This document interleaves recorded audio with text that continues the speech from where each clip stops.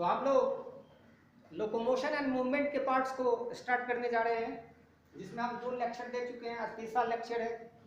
आप देखिए, एक मसल सेल दिखलाया गया था और मसल सेल में, स्केलेटल मसल सेल में आपको न्यूरोमस्कुलर जंक्शन, ट्यूब्यूल्स, ये सब बना करके आपको दिखलाया गया था।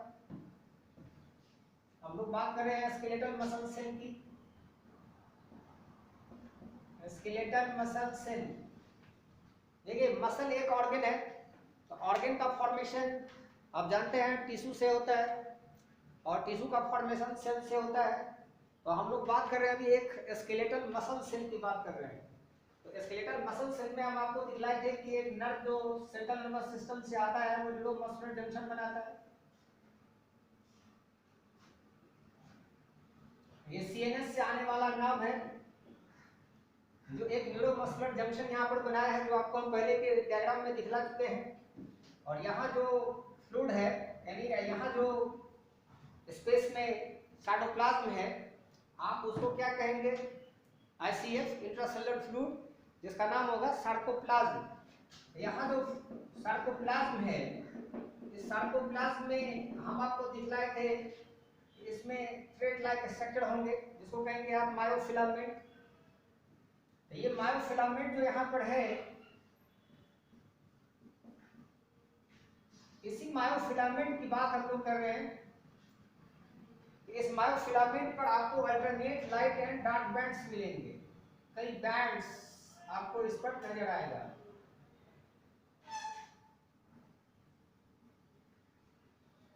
तो इसी मायोफिलामेंट की बात कर रहे हैं हम लोग। इसमें 2 फिलामेंट था, एक थिक फिलामेंट, एक थिन फिलामेंट। तो थिन फिलामेंट के रूप में आप एक्टिन फिलामेंट पढ़े थे। Thin filament is actin filament.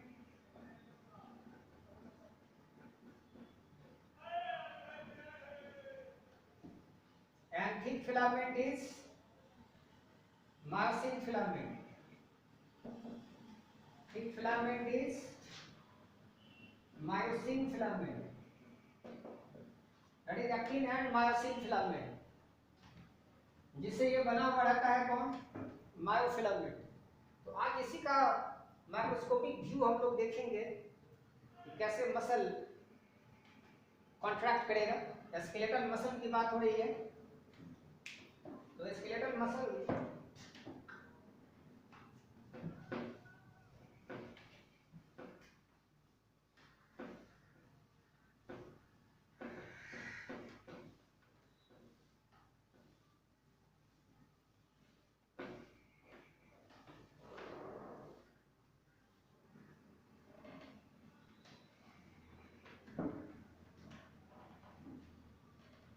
हम देखिए, एक मायोफिलामेंट को अगर हम माइक्रोस्कोप में अगर देखें, एक मायोफिलामेंट अंडर माइक्रोस्कोप काफी बड़ा नजर आएगा, क्योंकि आप जानते हैं कि 10,000 टाइम्स, 1 लाख टाइम्स और 10 लाख टाइम्स उसका साइज बड़ा हो जाता है। इसमें हमको बैंड दिखलाना होगा, band, alternate light and dark bands आप पढ़े थे। स्केलेटल मसल इज स्ट्राप्ड मसल और स्ट्राइडेड मसल, इसलिए उस पर क्या होगा? बैंड होगा। ये एक मायोफिलामेंट को हम लोग दिखला रहे हैं। ये मायोफिलामेंट है, मायोफिलामेंट अंडर माइक्रोस्कोप।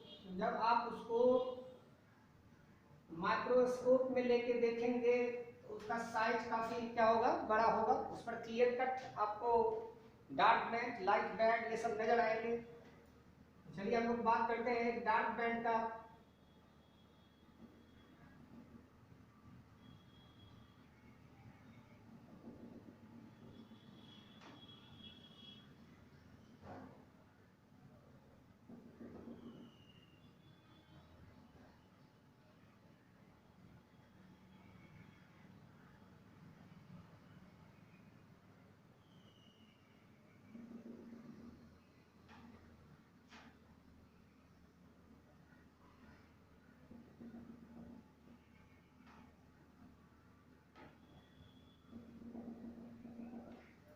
अगर हम यहां से लेके यहां तक, अगर इसको हम कहें डार्क बैंड, तो लास्ट क्लास में हम आपको समझाए थे कि डार्क बैंड को ही ए बैंड कहा जाता है, और ए बैंड का मतलब होता है एनिसोट्रॉपिक बैंड। और इस बैंड के बीच में जो आपको स्पेस दिखलाया गया है, ये एक्चुअली यहां से लेके और यहां तक का जो लाइन है वो एक्चुअली एच लाइन है। ये एच लाइन है। एच क्या है? तो हैंसेन्स लाइन। एच को आप हैंसेन्स लाइन कहते हैं। ये हैंसेन्स लाइन आपको यहां पर नजर आ रहा है डार्क बैंड की। ये बैंड भी डार्क बैंड और ये बैंड होगा ए बैंड और डार्क बैंड, ए बैंड और डार्क बैंड।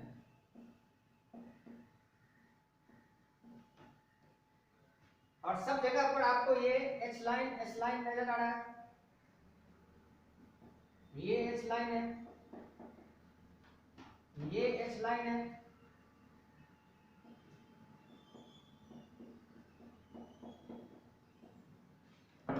और इस एच लाइन के बीच बीच में जो आपको स्पेस दिखलाया गया है, ये क्यों दिखलाया गया है ये आपको हम आगे जवाब देंगे। खाली क्यों दिखलाया गया, क्यों साइड नहीं, क्यों डार्क दिखलाया गया है, तो ये हम लोग आगे बात करेंगे।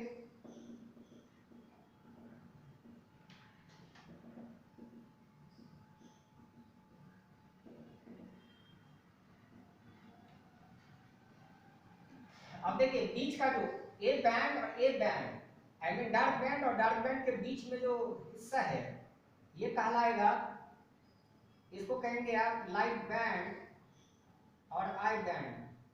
तो बीच का जो हिस्सा है, यहां से लेके यहां तक का जो हिस्सा है,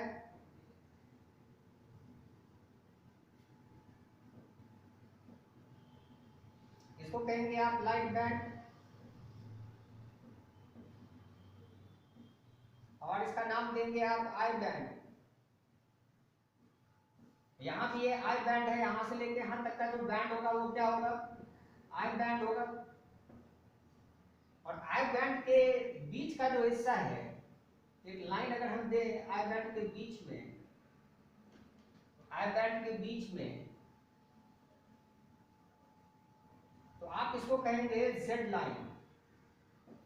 ये जेड लाइन है और ये भी जेड लाइन है, दोनों जेड लाइन है। डिस्टेंसेस बोलते हैं हम लोग जेड लाइन को, जिसको आज क्रॉस लाइन के नाम से जाना जाता है, क्रॉस लाइन। अगर ऐसे समझे, ये जो ए बैंड है इसमें क्या है? इसमें मायोसिन है, मायोसिन फिलामेंट है,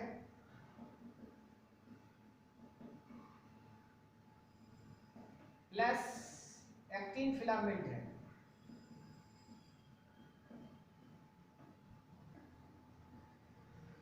या ऐसे कह सकते हैं पार्ट ऑफ एक्टिन फिलामेंट, ऐसे बोल सकते हैं पार्ट ऑफ एक्टिन फिलामेंट, क्योंकि 100% एक्टिन फिलामेंट नहीं रहता है, मायोसिन 100% होते हैं। और एक्टिन फिलामेंट मायोसिन को कुछ दूर तक ओवरलैप किए हुए रहता है, जो भी डायग्राम में हम आपको दिखलाएंगे तो आपको समझ में आ जाएगा कि हम आपको क्या दिखलाना चाह रहे हैं। सोचिए इसके बाद का जो लाइन है, अगर हम फिर यहाँ पर अगर हम डार्क बना दें, डार्क का पार्ट अगर दिखलाएं, तो यहाँ से लेके यहाँ तक का जो पोर्शन होगा वो फिर क्या होगा? I band, I for isotropic band, जो आपको दिखलाए थे, या लाइट बैंड है, ऐसे दिखलाया जा सकता है। तो बीच में फिर आएगा जेड लाइन, इस लाइन का नाम क्या होगा? जेड लाइन होगा। अब ध्यान से देखिए, इस बैंड में हम आपको दिखलाएंगे एक्टिन फिलामेंट। अब ये एक्टिन फिलामेंट जो थीन फिलामेंट है वो इस बैंड में होगा, और वो बढ़ते बढ़ते देखिए ये डार्क बैंड को भी ओवरलैप कर रहा है, डार्क बैंड में भी जा रहा है कुछ दूर तक, और इसलिए ये डार्क बैंड डार्क हो चुका है ज्यादा। ये डार्क बैंड इंडिकेट कर रहा है कि इस प्लेस पर मायोसिन के ऊपर से एक्टिन आ गया है, मायोसिन के ऊपर से एक्टिन आ गया है, तो मायोसिन के जितने हिस्से को ये एक्टिन आकर के ऊपर से ओवरलैप कर रहा है, वो हिस्सा ज्यादा डार्क होगा।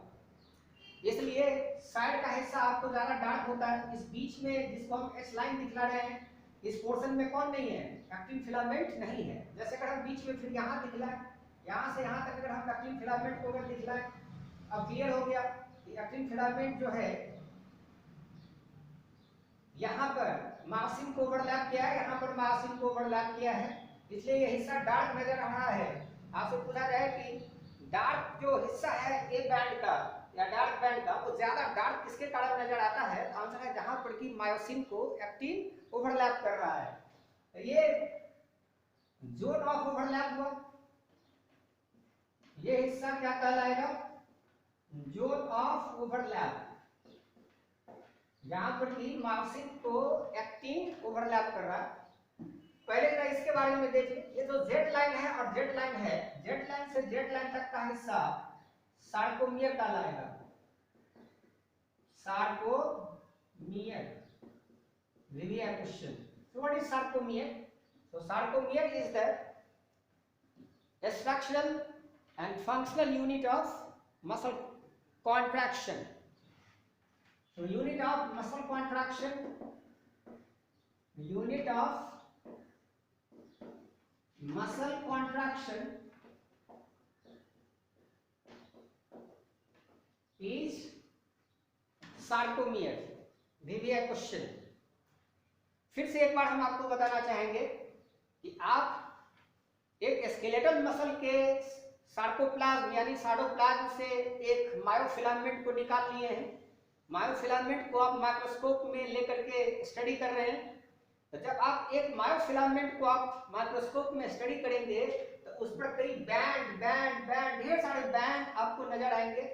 अंतर सिर्फ ये है कि कुछ बैंड आपको ज्यादा डार्क नजर आएगा, जिस होकर के लाइट अच्छे से पास नहीं करेगा, और जिस होकर के लाइट अच्छे से पास करेगा वो आई लाइट बैंड होगा। लाइट बैंड को क्या कहते हैं आप, आई बैंड, और डार्क बैंड को कहते हैं ए बैंड।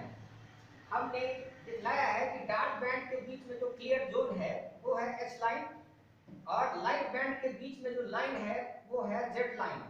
दोनों का फुल फॉर्म यहाँ लिखा हुआ है, H for Hensen's line and Z for cross line. जो डार्क हिस्सा है उसका किनारे का हिस्सा डार्क क्यों है, इसका मीन्स है कि इस डार्क वाले बैंड में मायोसिन फिलामेंट तो है ही, लेकिन पार्ट ऑफ एक्टिन फिलामेंट भी है।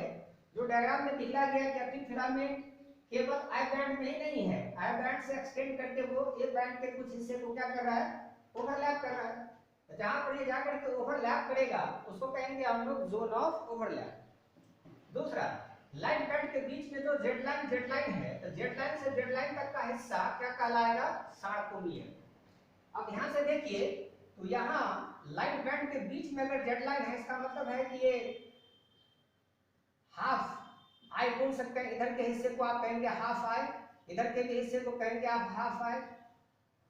यहाँ भी वही चीज होगा, इधर होगा हाफ आई, ये होगा हाफ आई। तो जेड से जेड जिसको कहते हैं सार्कोमियर, अगर हम इसकी बात करें तो हम वन सार्कोमियर इक्वल टू क्या लिख सकते हैं, वन सार्कोमियर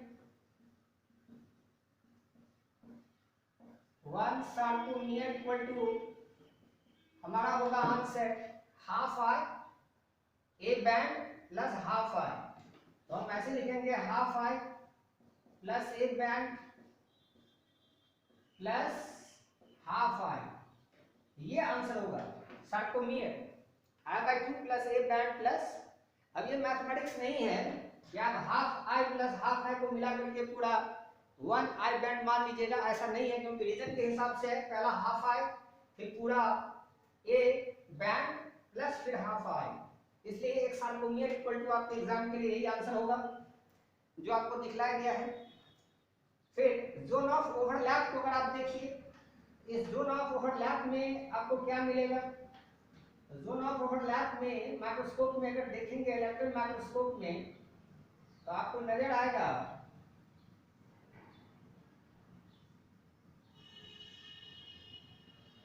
एक एक्टिन को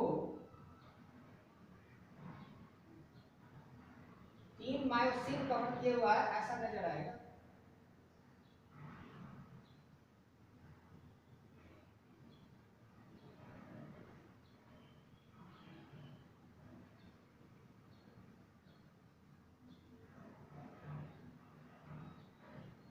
अब देखिए ये सेंटर पर जो हमने बनाया है वो मायोसिन फिलामेंट है, ये है मायोसिन, और ये जो देख रहे हैं ये एक्टिन है। तो इस दोनों ऑफ ओवरलैप में 1 myosin is surrounded by 6 actin and 1 actin is surrounded by 3 myosin. 1 actin is surrounded by 3 myosin and 1 myosin is surrounded by 6. 1 2 3 4 5 and 6 actin. ये आंसर आप दे सकते हैं। तो इन दोनों of overlap 1 myosin is surrounded by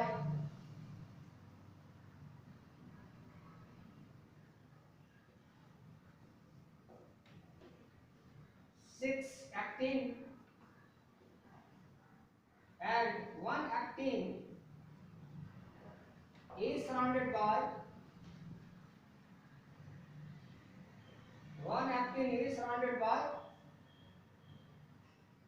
3 myosin filament. ये answer होगा यहाँ का जोन ऑफ ओवरलैप का जो आपको दिखलाया गया है। तो रियल यूनिट जो मसल कॉन्ट्रैक्शन का है वो कौन है? सार्कोमियर। तो आपको सार्कोमियर के बारे में और विस्तृत जानकारी चाहिए, लेकिन उसके लिए पहले हमको मायोसिन और एक्टिन को पढ़ना होगा। तो हम लोग पहले मायोसिन फिलामेंट और एक्टिन फिलामेंट के बारे में जानकारी ले लें।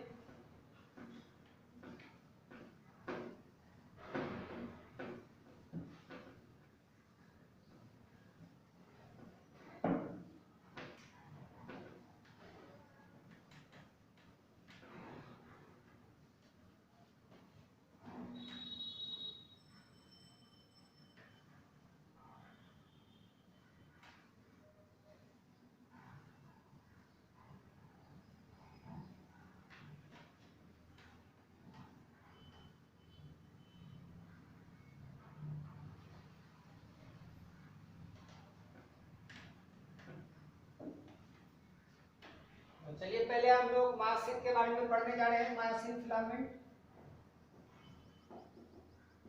फिर एक बार जानकारी हम आपको देना चाहेंगे कि मायोसिन फिलामेंट आपको कहाँ मिलेगा? ए बैंड में। And myosin filament is non contractile, ये कॉन्ट्रैक्टाइल नहीं होता है, पहली बात। Myosin filament is thick filament, ये मोटा फिलामेंट होता है। दूसरी बात, myosin filament having two parts, a head and tail.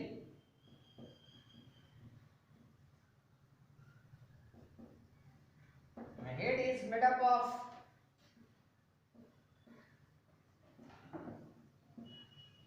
4 polypeptide chains, 2 polypeptide chains. Answer is 4 light chains and 2 heavy chains. 4 light chains plus 2 heavy chains.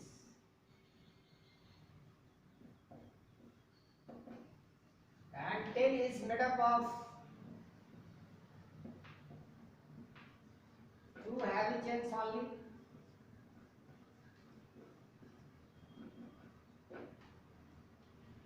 Two heavy chains. Now structure of head and tail.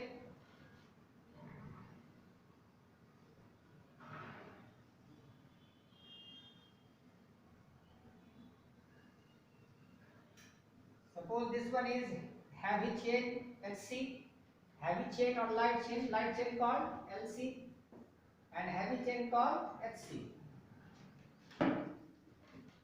Light chains.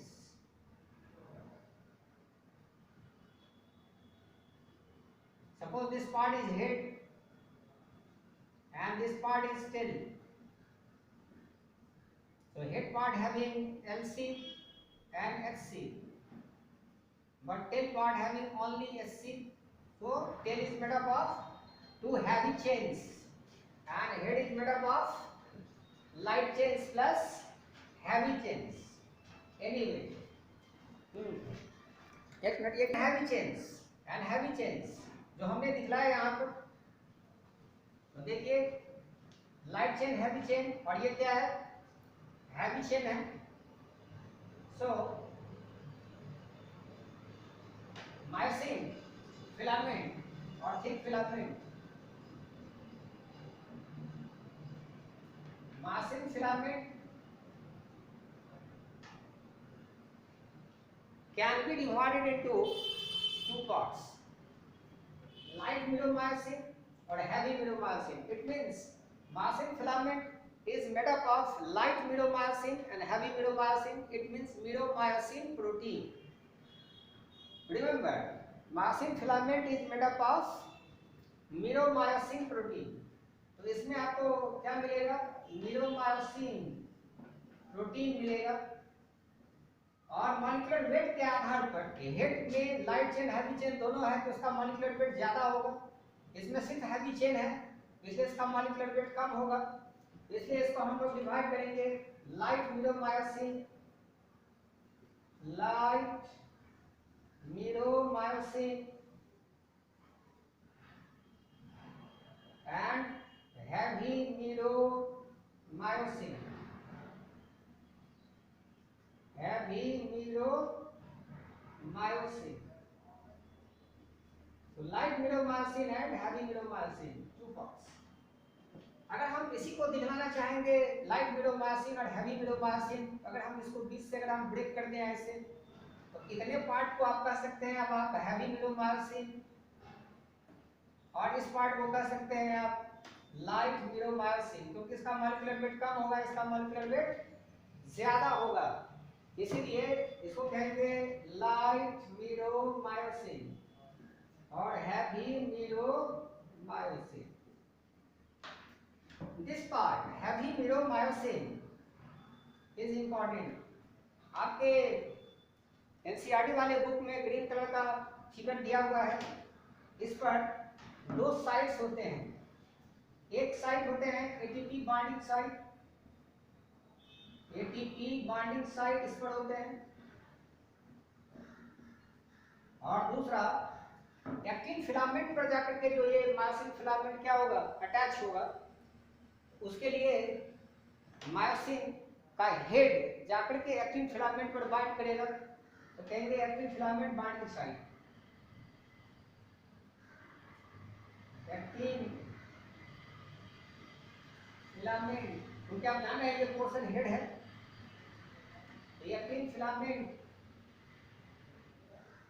Binding site यहां पर आपको मिलेगा. दो side मिलेगा, जो diagram के हिसाब से आप उसको हेड को देखिए. अब सोचिए ये पोर्शन हेड है और इसे कट दें हम, तो ये हैवी मिरोमायोसिन हो जाएगा, और ये पोर्शन हेड है. तो हेड पर जो साइट है वो दो है. ये साइट है एक एटीपी बाइंडिंग साइट, और दूसरा साइट है actin filament binding site heavy meromyosin वाले हिस्से पर, और ये है लाइट मिरोमायोसिन. तो light meromyosin and heavy meromyosin जो हम आपको दिखला रहे हैं.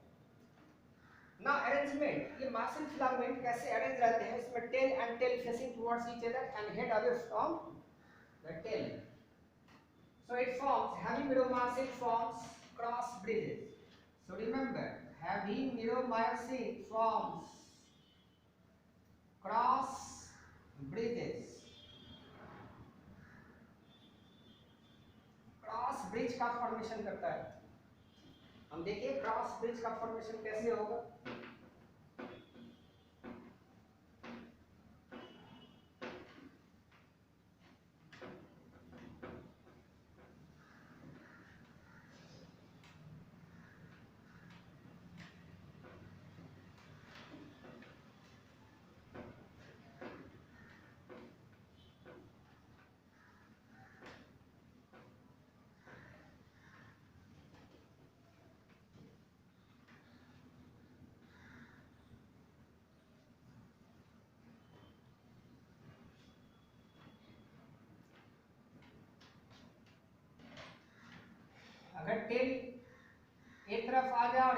दूसरी तरफ आ जाए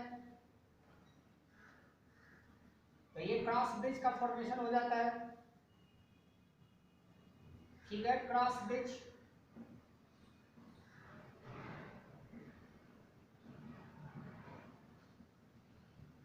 So tail facing towards each other and head away from it. This portion is head and this portion is tail. So having middle margin actually forms the cross bridge edge. तो ये याद रखना होगा, क्रॉस ब्रिज का formation muscle contraction के समय में होगा। तो it form during muscle contraction. जिस समय में मसल का कॉन्ट्रैक्शन होगा, मार्जिन का ये हेड एक्टिन के फिलामेंट पर जो बाइंडिंग साइड होगा उस पर अटैच होगा, जो यहाँ दिखलाया गया है, उस समय में क्रॉस ब्रिज का फॉर्मेशन होगा। मसल कॉन्ट्रैक्शन के समय में ऐसा आपको देखने को मिलेगा।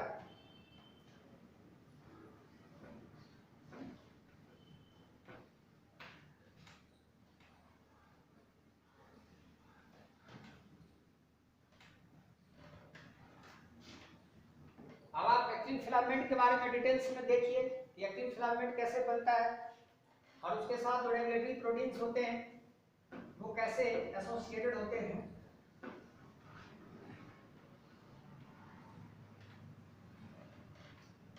Next is actin filament.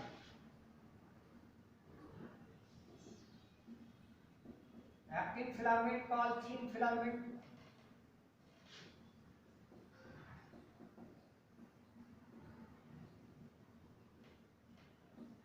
found in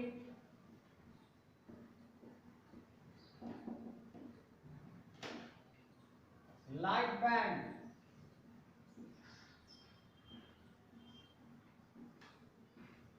and dark band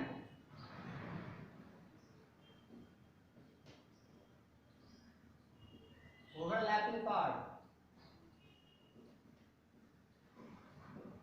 जो आपको बार बार याद दिलाएगा ओवरलैपिंग पार्ट वाले डार्क बैंड वाले हिस्से में भी एक्टिन फिलामेंट चले जाते हैं एसोसिएटेड विद रेगुलेटरी प्रोटीन, जो आपको हम सेकंड लेक्चर या फर्स्ट लेक्चर में हम आपको बता चुके हैं। Associated with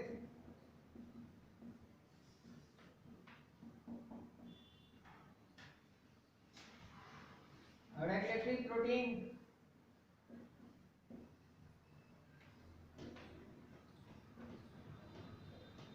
that is troponin and tropomyosin,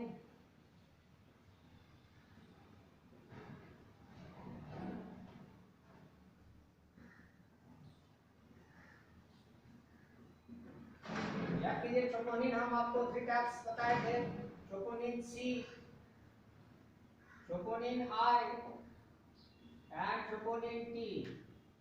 3 types of troponin. Troponin T for attachment with tropomyosin, I for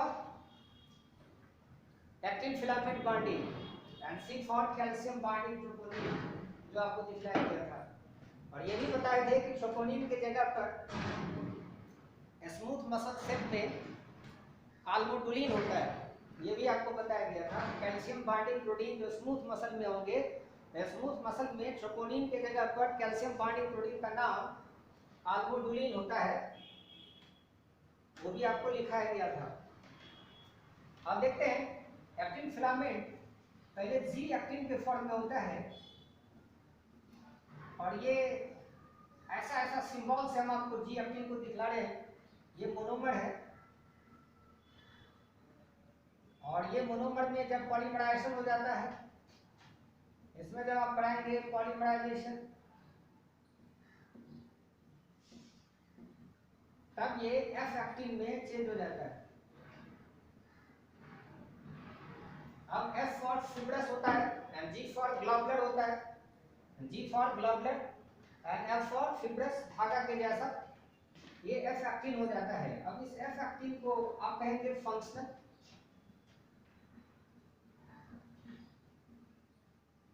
तो बेसिक फॉर्म में ये एक्टिन काम करता है। Remember actin filament is contractile. भी है क्वेश्चन। एक्टिन मायोसिन दोनों मसल में होते हैं, लेकिन कॉन्ट्रैक्टाइल प्रोटीन सिर्फ एक्टिन होता है, मायोसिन कॉन्ट्रैक्टाइल प्रोटीन नहीं होता है। तो ये याद रखना है कि मायोसिन इज कॉन्ट्रैक्टाइल प्रोटीन।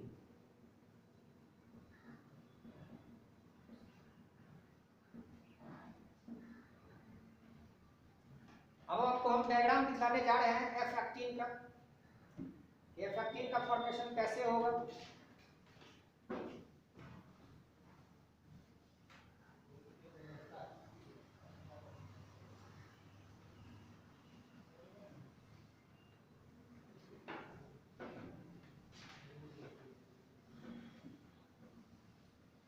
पहले तो ये देखिए, जब ये यूनिट है मोनोमर है, अब ये एफ एक्टिन पॉलीमर हो गया।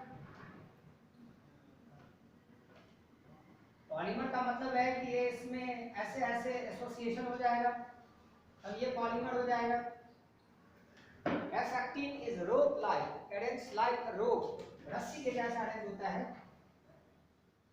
एडेंस लाइक रोप। जैसे हम रस्सी देखते हैं वैसे ही इसमें ये मोनोमर अरेंज होकर के एफ एक्टिन को बना देता है।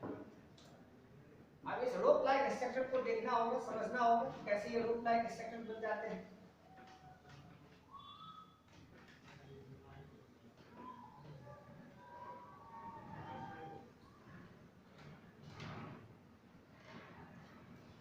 अब यहां देखिए, एक रोप को अगर हम लोग बना के देख रहे हैं ऐसे, और इस पर अगर हम जी एक्टिन से एफ एक्टिन अगर बना लें तो ऐसा होगा। अब ये रोप लाइक स्ट्रक्चर आपको नजर आ रहा है।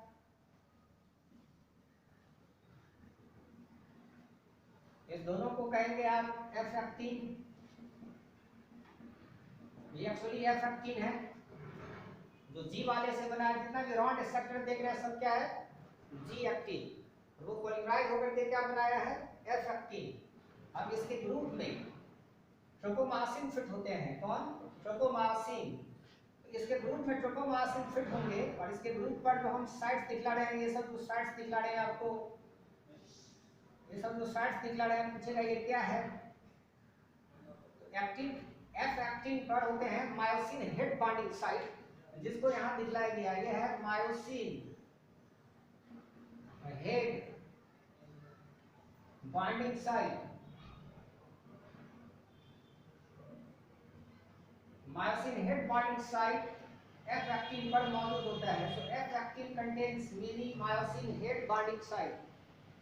जब क्रॉस ब्रिज बनता है तो समय में मायोसिन का हेड आकर के एफ एक्टिन पर आके अटैच होगा।